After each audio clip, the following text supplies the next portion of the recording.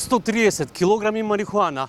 Ова требало да заврши некаде. Меѓутоа, царинските службеници на Македонија го прекинале овој бизнис. Токму во вакви вреќи пакувани, овде беа изложени и она што е карактеристично е тоа што вредноста на оваа марихуана би била некаде околу 700.000 евра. Хартиените вреќи, полни со марихуана, веднаш по настанот беа вратени назад во комбе од страна на царинските службеници.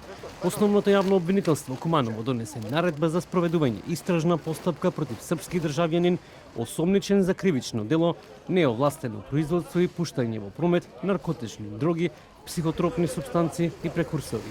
При прегледот, службениците забележале дека палетите се специјално прекроени и не се во стандардна форма, а зад нив имало повеќе торби.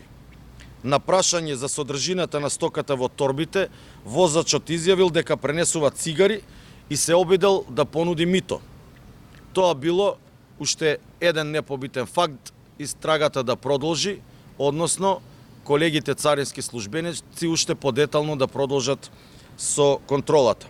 Дрогата во 14 торби скриени во камионот во собственост на превозна компанија од Словенија ги пронашле царинските службеници при контрола на возилото.